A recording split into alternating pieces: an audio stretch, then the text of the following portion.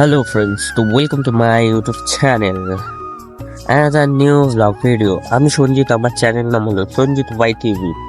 এখন আমি আছি বাড়িতে, আর এখন বাজে সকাল 9টা, আর আমি একটু পরেই যাব কাজে। ঠিক আছে গাইস, তো একটা জিনিস আমি বুঝতে পারছি না, এই যে আমাদের ওয়েস্ট বেঙ্গলে হচ্ছেটা কি ভাই, হচ্ছেটা কি? দেখো, এখানটায় আন্দোলন, ওখানটায় আন্দোলন, এখানটায় ওই, এখানটায় এই হয়ে যাচ্ছে। ঠিক আছে, আর এখন সবাই মানে কেউ প্রোটেস্ট করছে, কেউ আন্দোলন করছে। আরে यार, তোমরা নিজেদের ভালো যারা ভাই কি এদেরকে মানে বোঝানোটাও অসম্ভব ব্যাপার একটা, যেটা আমি বলবো, তাই না? বোঝানোটাও যাচ্ছে না। আর আমার থেকে বড় বড় অনেক মহারথী আছে যারা বোঝানোর চেষ্টা করছে, কিন্তু তাদের কথাও বুঝছে না। এটা হলো বাস্তব। হ্যাঁ, ওয়েস্ট বেঙ্গলটা এই করে করে শেষ। কি যে হবে তার না ঠিক ঠিকানা। কেউ বাড়ি ছাড়া হচ্ছে, কেউ বাড়িতে থাকতে পারছে না, কারো বাড়ি ফুটছে। এগুলো ঠিক তো না। সেটা যদি যে করছে তাদের বাড়িতে হয় তাহলে কেমন লাগে, সেটা হলো আমার কথা।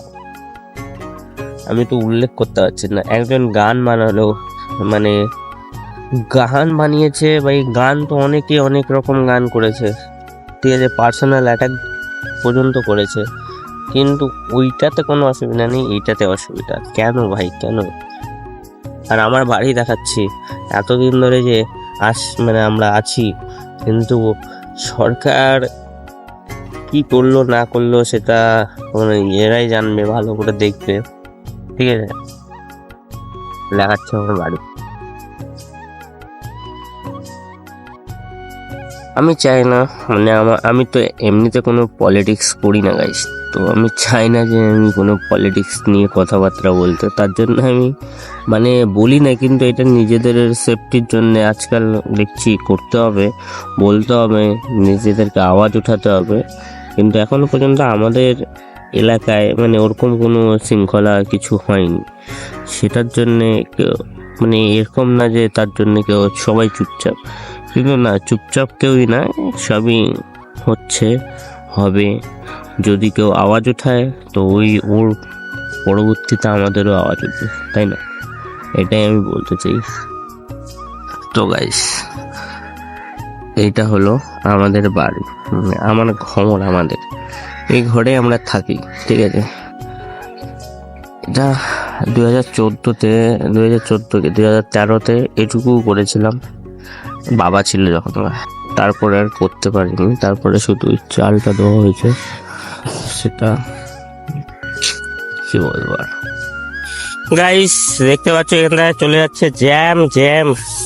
কতক্ষণ যে কেউ তো গাড়ি স্টার্টই বন্ধ করে দিচ্ছে গাইস। আর এটা হলো ছট পূজা ঘাটি, যেখানটায় বীরপাড়ার ছট পূজা হয়, ও হাইওয়ে। কিছু তো হয়েছে সামনে, কালকেও এরকমই জ্যাম ছিল, আর আজকেও সেম জ্যাম দেখতে পাচ্ছ। একদম মনে হচ্ছে চৌপতি অব্দি এই জ্যামটাই আছে। আর আমি সাইকেল নিয়ে যাচ্ছি বলে আরামসে চলে আসছি, আর আমার আগে পিছু কেউ নেই। ওই দেখো এখানটায় থালা বাসন সব ধোয়া স্টার্ট হয়ে গেছে। ঠিক আছে, ও ভাই, একটা গরম, আর উপরে গাড়ির গরম। গাড়ির তো বেশিরভাগ গাড়ির ইঞ্জিন স্টার্ট আছে, কিন্তু অনেক গাড়ি ইঞ্জিন বন্ধ করে দিয়েছে। আর এই গাড়িটা কিভাবে দাঁড় করিয়েছে ভাই, ও বালি পাথর সব। আর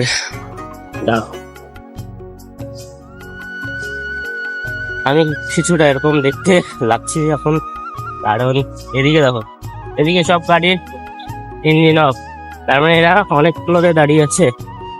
ও আজকে তো হিউজ পরিমাণে জ্যাম। ও ভাই, সবগুলা কিছু না কিছু আছে। আর মনে হচ্ছে এটা তো এখান থেকে একদম বীরপাড়া চৌপতি পার হয়ে যাবে, কারণ সামনে হয়তো কোনো দুর্ঘটনা ঘটতে পারে, বা কিছু আছে, তাই না? তো চলো সামনে যাওয়া যাক, দেখা যাক কি আছে গাইস। তো গাইস, অলমোস্ট 2 কিলোমিটার সাইক্লিং করার পরে এতক্ষণে দেখতে পেলাম যে জ্যাম নেই, কিন্তু সামনে তবু জ্যাম লাগিয়ে দিচ্ছে।